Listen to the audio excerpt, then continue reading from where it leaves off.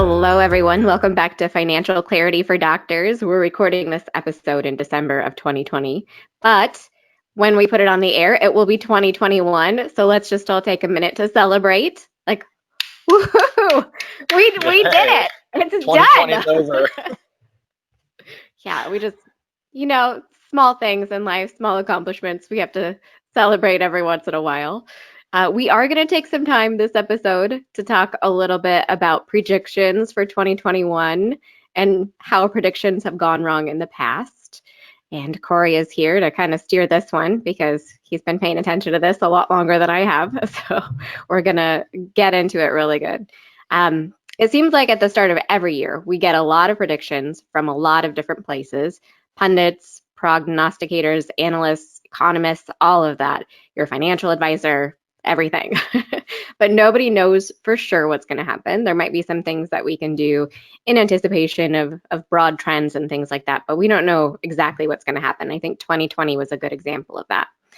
Your life is also not necessarily going to go as planned. So we wanted to take some time today to kind of dive in and talk about the things that are sometimes unpredictable, but also the things that we can control for a little bit. So without further ado, Corey's going to get into predictions for this year.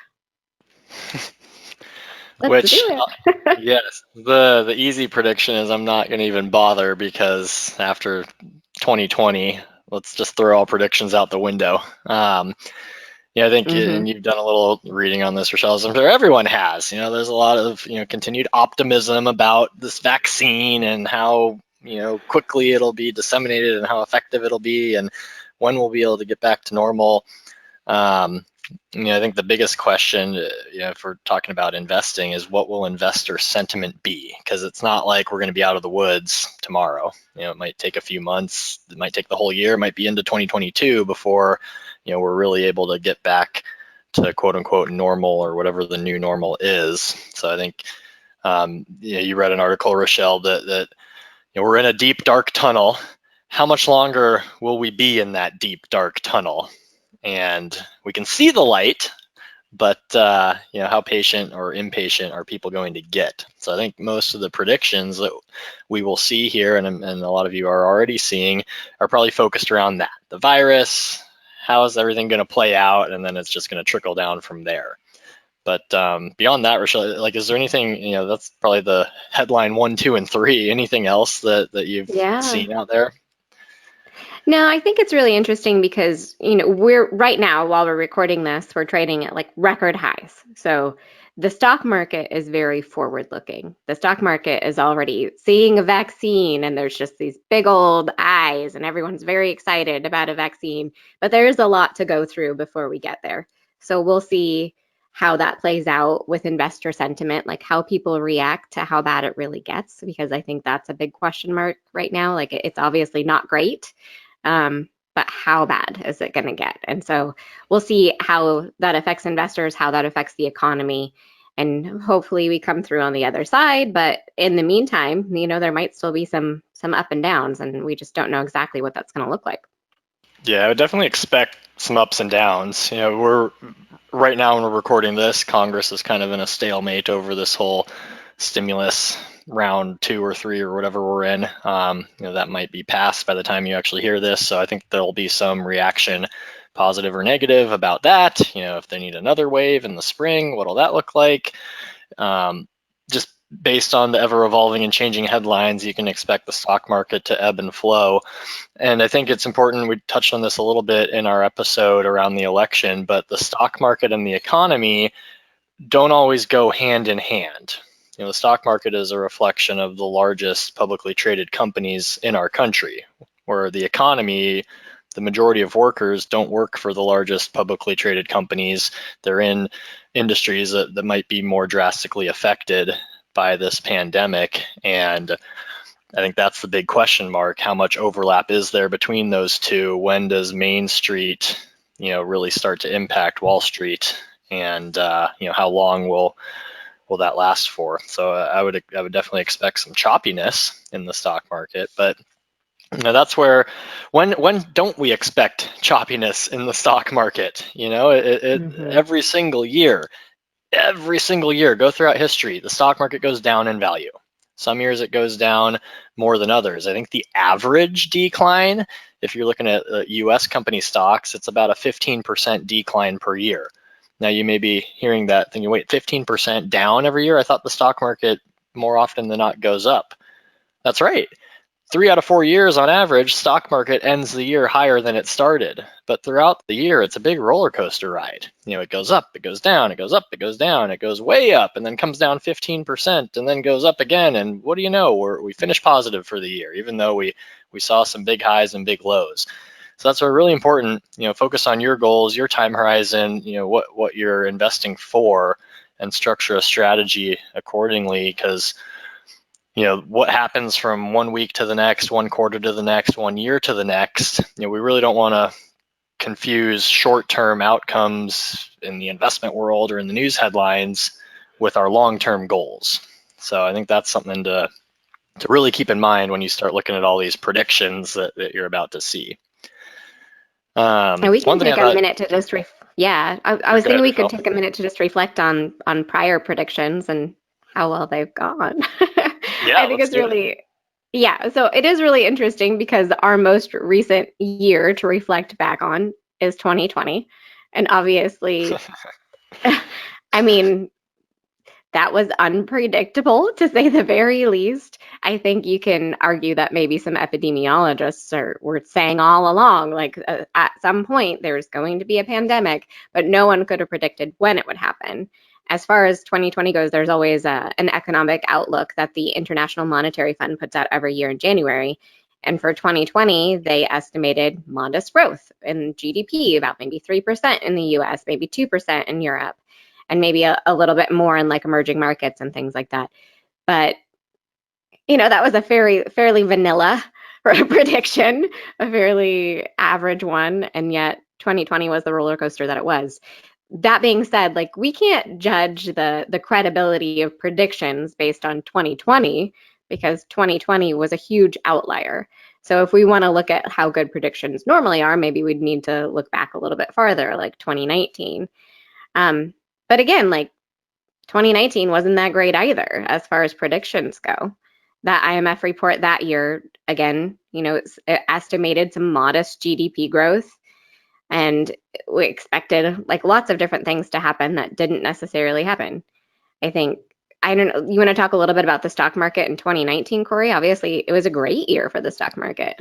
Yeah, one of the best years on record. Yeah, and the IMF, International Monetary Fund, they're one of the largest sources out there, I guess. I mean, every major bank, institution, and research firm in the investment world puts out their predictions, and they all usually are somewhat vanilla. We're cautiously optimistic, modest GDP growth. What are some of the potential headwinds? There's a lot of talk the prior couple of years about trade tensions, trade wars being the big headline. If things go poorly, that could be a negative for everyone. If things go well, that could be a positive. I think actual GDP growth in 2019 was a little less than they predicted. Some other some data points I pulled from that report. The expectation was crude oil was going to remain pretty steady for the next handful of years at just below $60 a barrel. When we're recording this today, it's at about $45 a barrel, so only about 25% off with that prediction. As a side note, not that you should do anything with this bit of information, but clean energy stocks over the trailing 12 months, measured by the S&P Global Clean Energy Index, are up over 100%. So I think there's definitely, when Rachelle, you mentioned the stock market is often forward-looking, people trying to anticipate and expect, what's coming down the pipe, where are things headed. I think a lot of investors, institutions, you name it, are expecting more and more, and we've been seeing this for years now, a transition to more clean energy. I mean, we saw California implemented a requirement that I think all cars have to be electric by 2030. Other countries and economies, states, are doing similar things. I would expect that, we see more wind and solar, and then reduce the oil dependency, coal dependency, but who knows? Things could change. You never know. One of the the headlines from that 2019 report was, there was deteriorating sentiment about growth prospects in stocks, and people were starting to sell out of stocks, move to bonds, driving bond yields down. So they expected bond yields to maybe continue to decline, which they were correct about. The US 10-year Treasury went from about 2.7% yield at the beginning of 2019 to a 1.7% yield at the end of 2019 or beginning of 2020. So that rates did drop. However, the stock market had one of its best years ever. They're expecting potential pessimism around the stock market. Emerging market stocks did the worst, and they were up 18.5%, measured by the MSCI Emerging Markets Index. Large cap U.S. stocks, measured by the S&P 500, were up 31.5% in 2019. So all that pessimism seemed to work out well for investors. And as much as these predictions are trying to be forward-looking, like people were talking about this deteriorating sentiment about growth prospects because of the last quarter of 2018. Like the last quarter of 2018 wasn't great, and then they were trying to predict what happens moving forward, and it was obviously colored by what had just happened, even though they're trying to look forward, but people get caught up in what just happened, and that influences predictions, it influences behavior. But obviously in this scenario, like the behavior was that people saw it as a buying opportunity, if anything, and the stock market just went up and up and up in 2019. Yeah, it was pretty impressive. And I think, every year that, I've been doing this for 12 years, these reports, we get estimates from all the major financial institutions, and they're all pretty similar. There's cautious optimism.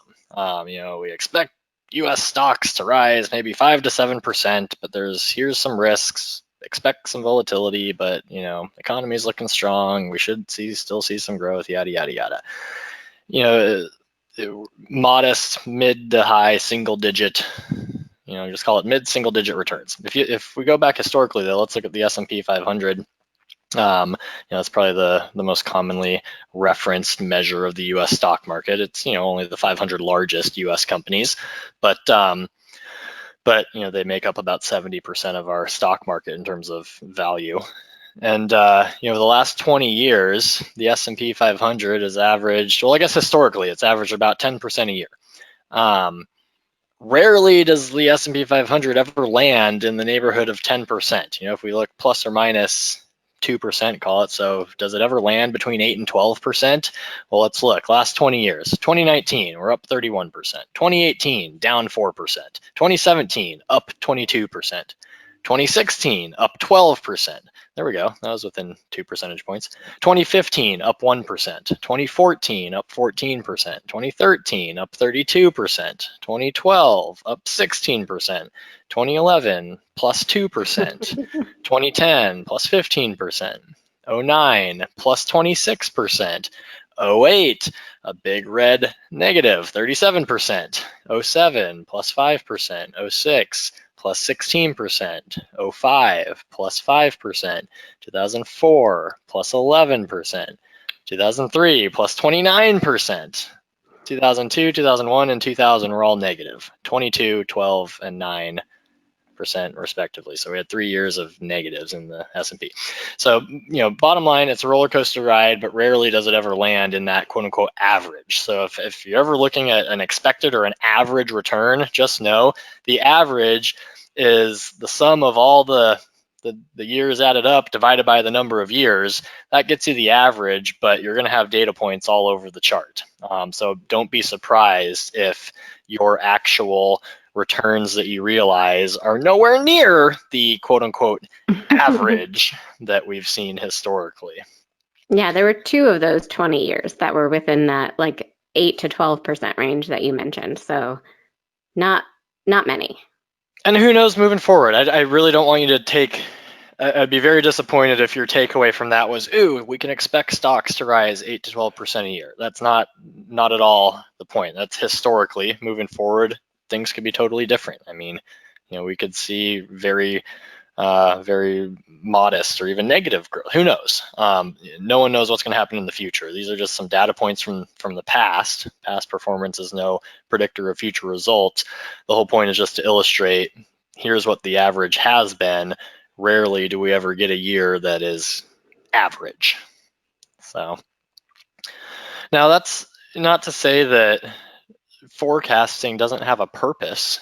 I think there is some value to trying to be anticipatory and look at opportunities and potential threats and position yourself to benefit or avoid, benefit from opportunities, avoid risks. We never want to bet the farm on any predictions that we see, but you could make some strategic adjustments. Like one thing that it is encouraged strongly for all investors is to have an investment policy statement or an investor policy statement. Either you design it yourself, if you're doing it yourself, or your financial advisor is following one to manage your investment accounts for you. But basically it just says, it's a rough outline of here's how my accounts are going to be invested. For example, maybe you want to allocate between 5 and 10% of your portfolio to emerging market stocks, and that's your bandwidth, if you will, or range that you want to stay within. Well, depending on forecasts, outlooks, what's happened recently, current valuations, if emerging market stocks appear to be attractively priced, maybe we tilt our portfolio closer to that 10% mark, the upper tolerance of what we're comfortable with based on our strategy. If emerging market stocks look overvalued, maybe we skew it down to that 5% threshold. So you can make some minor adjustments within the realm of your predetermined strategy. This current year is a great example. Growth and value stocks. It's been like a super wide disparity. There's been about a 30% discrepancy between performance of growth stocks and performance of value stocks, which is insane. So that you could potentially make an argument, let's rebalance, get things back to even, and maybe even tilt a little to the value side moving forward. No guarantees that value will outperform growth in the next year or coming years, but it's just a potential strategic play that within the realm of your overall strategy you could implement to try and take advantage of potential opportunities. Sell growth stocks high, buy value stocks low, kind of the argument there. But we really want to be careful with making drastic moves or taking drastic measures to try and time the market, right, Rachelle? Mm-hmm. Yeah, I mean, we also want to be careful when we're trying to time the market by like timing our contributions or our investments themselves. And when we're putting money into the market, like to a certain extent, it makes sense. Like we want to spread out our contributions and not do them all at once. Like that absolutely makes sense because we want to try to avoid like timing everything and getting everything in on a high day. But I think you can get caught in a trap. Like this year, things bounded back pretty quickly. And I think there are probably a lot of people that expected another downturn and said to themselves, well, maybe I'll just hold on to my Roth IRA contribution and make it towards the end of the year because maybe stocks will come back a little bit. And they haven't, or not yet anyway. So maybe it could still happen. But I do think that there can be missed opportunities if we're like waiting for something to happen.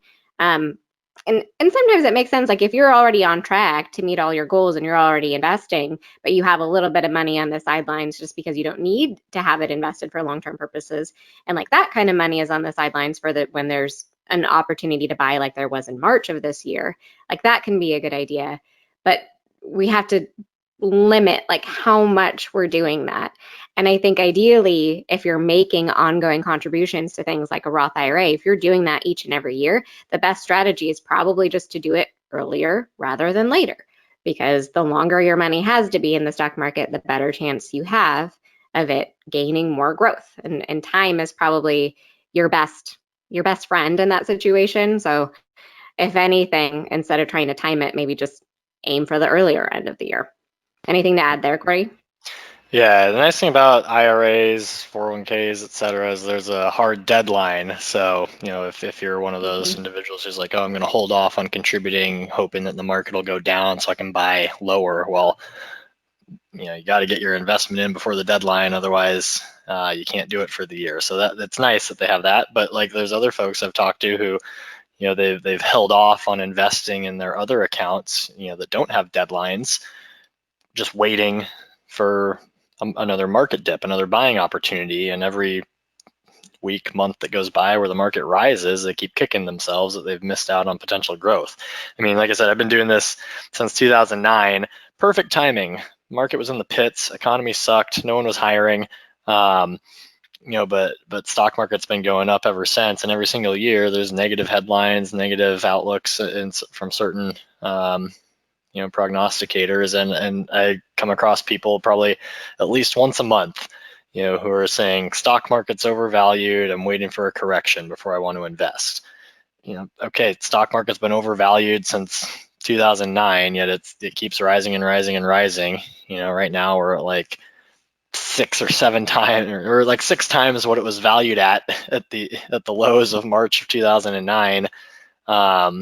Even back in March of 2020, when the stock market came down, it fell to a low that was, what it was at just a few years ago. So it corrected, but for people who were just sitting on the sidelines since 2010, it didn't even come back anywhere near to where they could have bought in back in 2010. So I'd be really careful with trying to predict and anticipate to that extent, like literally putting your financial strategy on pause to try and capitalize on an event that you expect or hope will happen.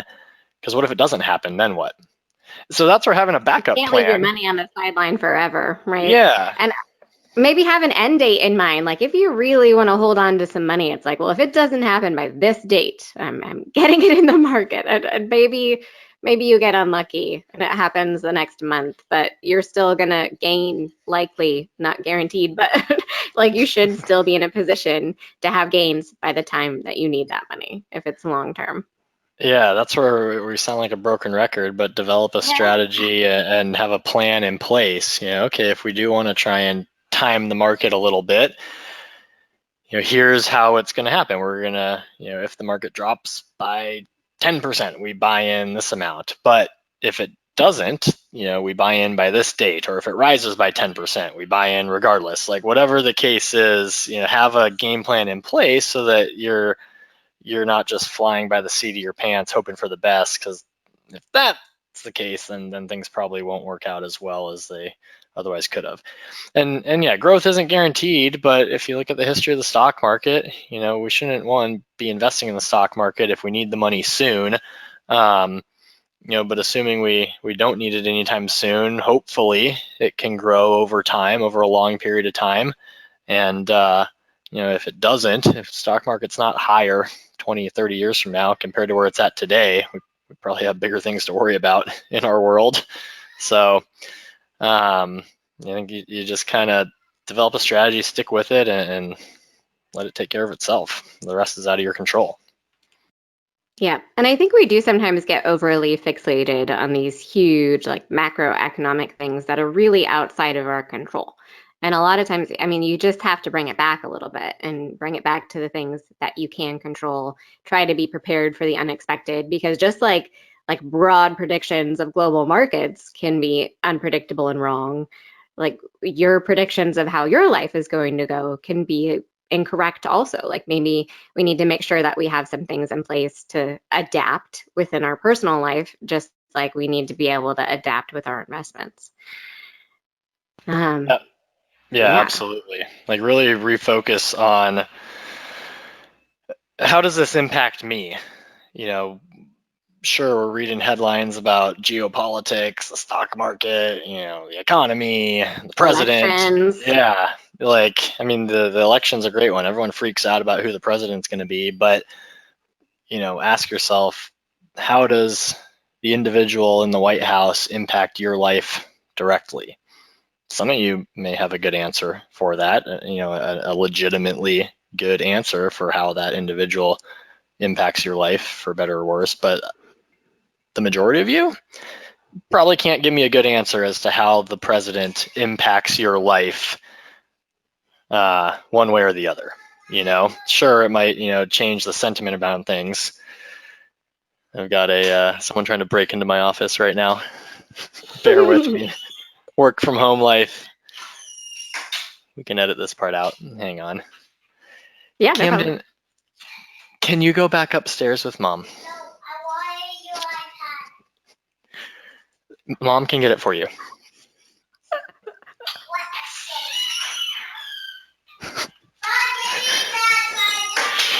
That's my life, Corey.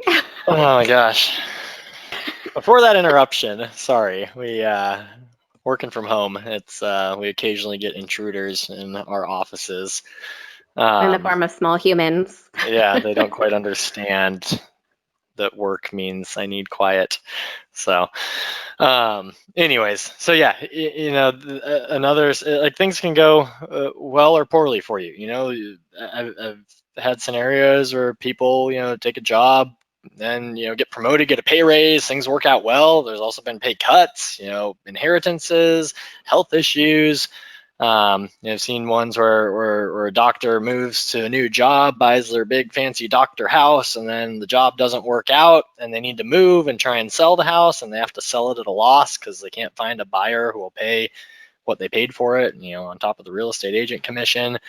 I've got one buddy who works at a tech company who recently IPO'd, and their final round of funding, the stock was valued at about $40 a share. This is pre-IPO, and then there were some rumors that everyone was super excited that they were planning to IPO in the $70 a share range, which is awesome.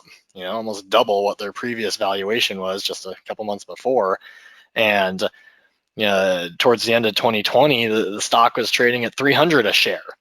So we had expectations of, all right, we might, with the shares that we have, the options that we have, they might be worth somewhere in the mid six figures. Lo and behold, now they're worth, 4 or 5 million. So that like things can work out in your favor. They could also, work out to your detriment. So, and I think those microeconomic, more specifically to you individually as an individual, what's going on in your world that will impact your finances for better or worse, and how do we create a strategy to protect against negative events from hurting us too poorly, and how do we position ourselves to potentially benefit from positive events helping us? Because I can promise you things will not go as planned or expected. There's going to be surprises, there's going to be changes, career changes, job, like Rachelle, you're a perfect example there with, what were 15 years ago, what were you were in college, what were your future plans looking like? Yeah, so I was a political science major. I interned at a senator's office. I thought I would go to law school, and it turns out I hate politics. I worked at a law firm for a while just to kind of check it out, and I got into law school. And then it came to that point where it was like, hey, time to put down a deposit for law school. And I basically had a panic attack and realized I didn't want to be a lawyer or a politician. So why would I go to law school?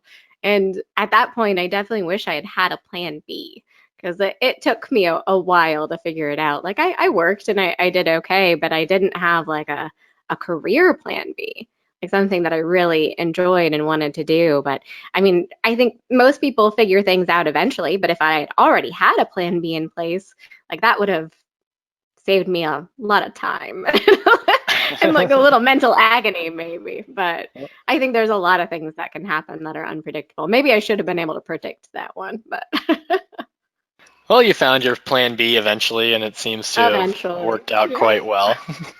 Yep, definitely. So I know. another client who was having trouble getting pregnant, and then lo and behold, they were blessed with triplets. So naturally, like things change, things That is kind happen. of crazy. Yeah. Yeah. But I think, But yeah, definitely really, unpredictable. yeah, seriously, yeah, world is unpredictable.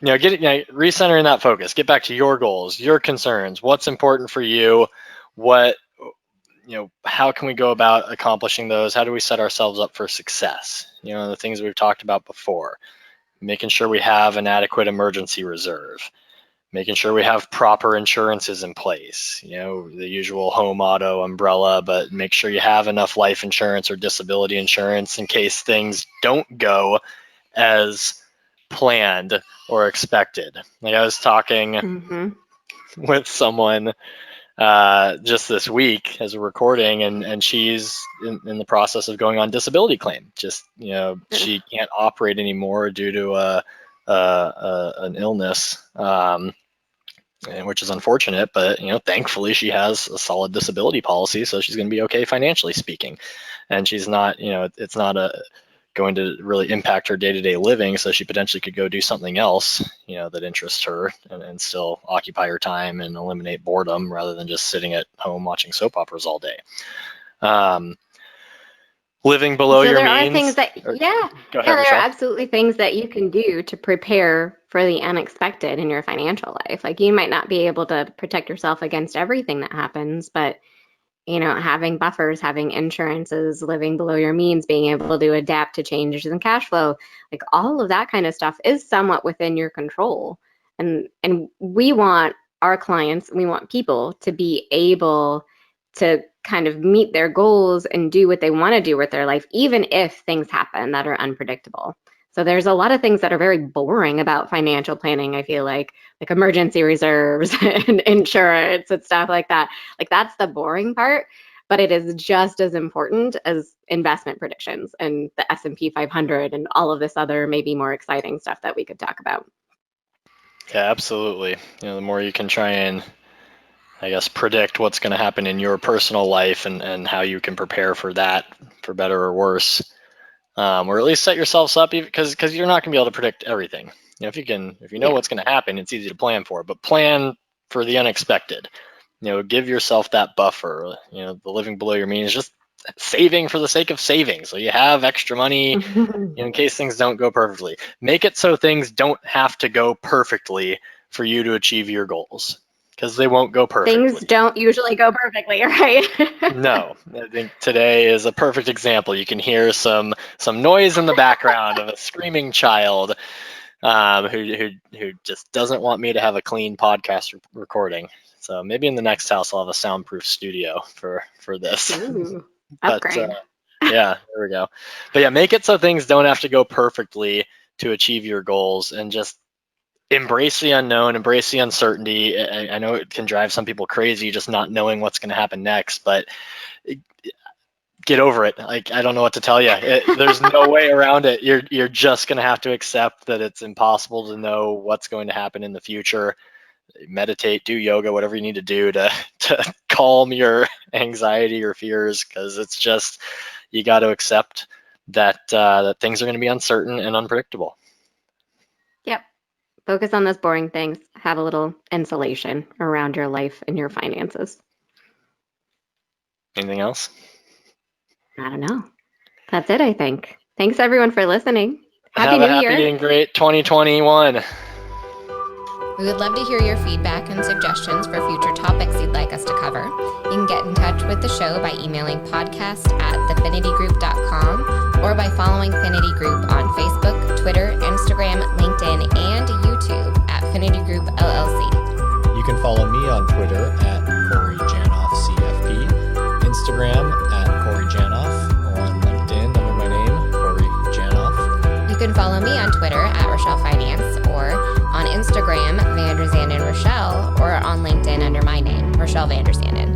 Check out all of the podcast episodes on thefinitygroup.com/podcast, on our Finity Group YouTube channel, or your favorite podcast app. And don't forget to check out our financial clarity blog at thefinitygroup.com/blog. Thanks for listening to this episode of Financial